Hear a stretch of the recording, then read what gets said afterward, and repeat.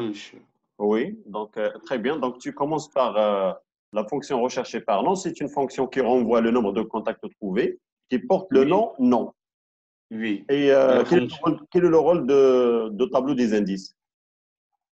Et le tableau des indices enregistre tous les indices de ces différentes personnes, les numéros de contact de ces différentes personnes qui portent le même nom.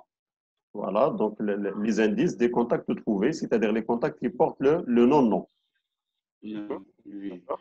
Ensuite, Et ensuite, on va vérifier le nombre de personnes qui portent le non-nom, le nombre de contacts qui portent le non-nom. mhm. Et si ce nombre est différent de zéro maintenant, ensuite, nous allons vérifier ce nombre, s'il est Qu'est-ce que supérieur ça à veut 1, dire, c'est-à-dire, qu'est-ce que ça veut dire le nombre différent de zéro? ça veut dire qu'on a bien des contacts qui Très bien. portent ce nom. Oui, très bien. Mhm, Et ensuite, nous allons vérifier si nous avons plus d'un contact qui porte ce nom. voilà. Et C'est-à-dire là, si nous avons plus d'un c'est-à-dire là, contact, l'utilisateur donc doit sélectionner un contact. oui, pour Voilà. différencier. Voilà. Mhm. Et ensuite, lorsque l'utilisateur va entrer un numéro, nous devons vérifier si ce numéro fait bien partie est un numéro qui est le numéro des contacts qui portent ce nom. Voilà, donc on va vérifier l'appartenance du numéro à notre Voilà, tableau des indices. Donc si le numéro n'appartient oui. pas, si le numéro n'appartient pas, Si le numéro n'appartient pas, bon, on affecte à notre variable nam-1 et on va afficher que cette valeur est invalide en bas. alors non, attends, donc on continue comme d'abord. On affecte -1 à num, car num Oui, n'appartient pas. C'est-à-dire, peut-être les indices récupérés sont 0 et 6, et l'utilisateur a tapé 20. Et donc 20 ne fait pas partie de la liste des contacts trouvés. Et donc nous, on va affecter -1 à num, exactement. parce qu'on va utiliser après une condition pour vérifier si num est différent de -1. Et donc ici, -1 signifie que la valeur saisie par l'utilisateur ne fait pas partie de la liste. La valeur est Oui, invalide. oui, Voilà. Donc ici, après, alors on affecte -1 dans le cas où num n'appartient pas à la liste des indices des contacts trouvés. Si le numéro appartient à la liste des indices, on garde la valeur num. Donc ici, else concerne la condition if. Donc le cas où le nombre, donc ici, else signifie quoi? Donc si le nombre est supérieur à 1, sachant que le nombre est différent de 0. Et donc la négation ici, c'est-à-dire le nombre est égal à 1. égal à 1. C'est-à-dire la fonction recherchée par nous a ramené un seul contact. Oui. Et son indice est stocké dans le tableau T-indice. Et c'est-à-dire ce tableau des indices, il contient combien d'indices? Il, il contient un seul indice Un parce qu'il seul est de indice. taille 1. Voilà, voilà. Et cet seul indice sera stocké dans quel élément? Dans l'élément tableau des indices de 0. Oui. Parce qu'il n'y a qu'un seul. Et donc, numéro reçoit T indice de 0. Et par la suite, si numéro est différent de -1, c'est-à-dire différent de -1, c'est-à-dire si la valeur saisie par l'utilisateur fait partie de la liste des contacts trouvés. On fait appel à Oui. la fonction éditer contact en utilisant le numéro saisi par l'utilisateur. Donc, soit saisi par l'utilisateur, ou bien le numéro récupéré s'il n'y a qu'un seul contact trouvé.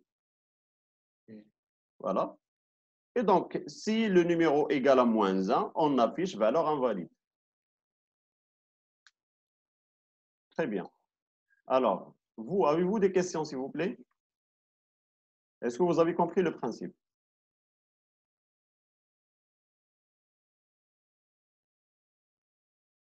C'est bon pour tout le monde?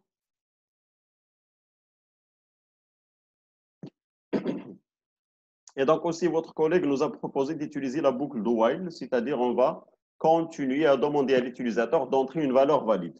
Donc, on va lui dire valeur invalide, tapez à notre choix. Oui, donc ça, vous pouvez le faire. Donc, puisqu'on n'a pas assez du temps, donc on va aller rapidement pour vérifier ce qu'on a fait.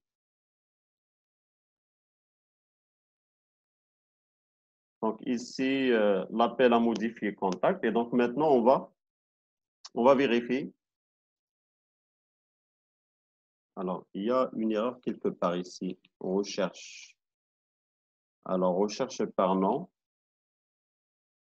Int indice. Donc, peut-être... alors, on va chercher cette fonction parce que nous avons ajouté un paramètre. Donc, CTRL F.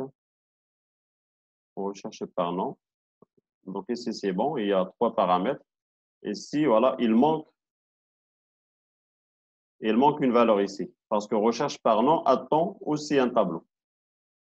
Vous voyez? Donc, il attend un tableau. Donc, c'est pour cette raison. On va ajouter un tableau ici.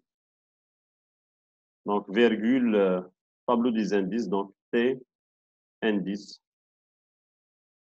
T indice de 100. Parce que nous avons ici recherche par nom. C'est la fonction qui concerne l'action numéro 3. Et donc, virgule T indice. Alors, on lance l'exécution maintenant. Maintenant, il n'y a aucun problème. Alors, ajouter un contact, donc 1. Donc, par exemple, la LMI, entrer un prénom, donc Ahmed. Alors, relation professionnelle, donc 8, relation professionnelle. GSM 06, quelque chose. Alors, ici, je tape entrée pour continuer, l'adresse mail, entrer un numéro. Donc, par exemple, rue, oui, Paris, code postal, ville, Tanger, pays, Maroc. Alors, entrez votre choix. On va ajouter un autre contact. Donc, LMI, Samir. Alors, 6 amis, GSM, n'importe quelle valeur. Téléphone. Voilà, adresse mail, lmi@gmail.com. Numéro, la rue Agdel. Code postal, n'importe quelle valeur. La ville, par exemple, Tétouan. Pays, Maroc. Ajoutons un autre contact. Donc, entrer un nom, Wahhabi, Sarah, par exemple. Lien, relation professionnelle, GSM. Téléphone domicile, téléphone entreprise. Email, donc Sarah, donc arobase uae.ac.ma. Alors, numéro, n'importe quelle valeur. Rue, par exemple, n'importe. Voilà. Donc, NSAT, par exemple. Code postal, donc n'importe quelle valeur. La ville, donc l'Arrache et Maroc. Alors, on affiche la liste des contacts. Maintenant, modifier un contact, 5. Le nom à LMI.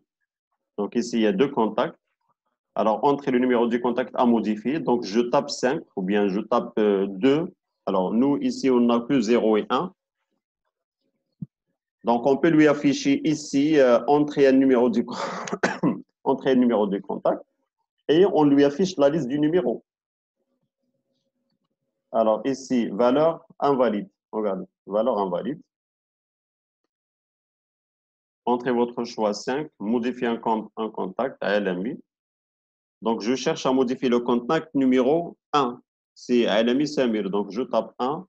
Voilà, donc nom à LMI, entrer un nouveau nom, tapez entrée pour continuer. Je cherche à garder LMI.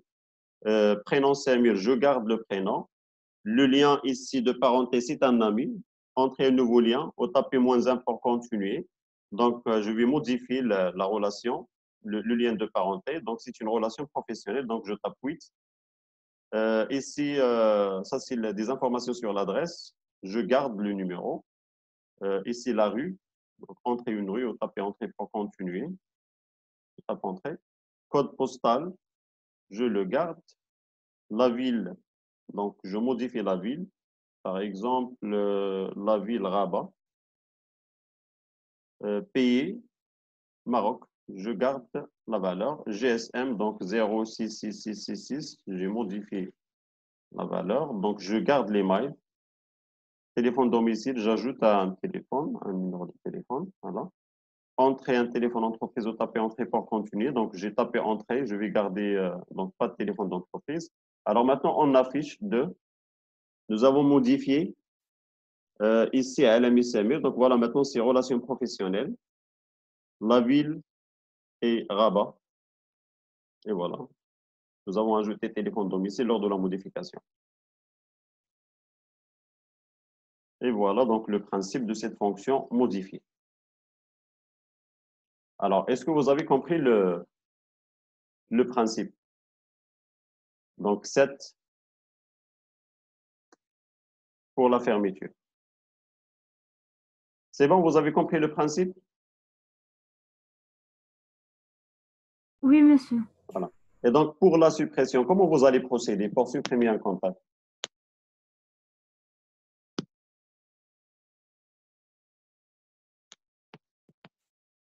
Comment vous allez procéder pour la suppression? On va utiliser la fonction recherche. Rechercher par nom. Et donc, la fonction rechercher par nom, probablement, il va vous afficher plusieurs contacts qui portent le même nom. Qu'est-ce que vous allez faire par la suite? S'il vous affiche plusieurs contacts qui portent le même nom.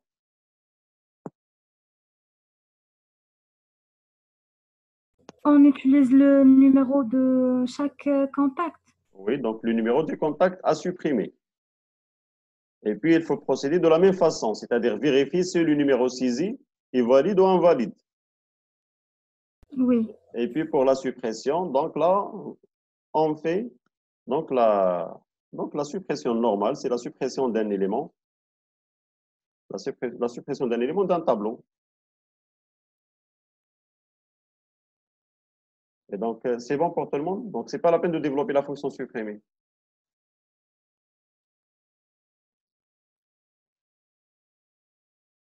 C'est bon? Avez-vous des questions?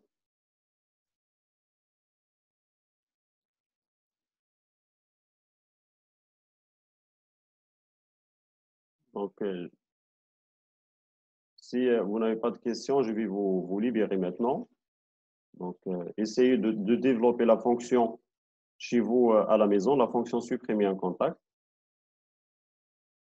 Voilà, donc, bon.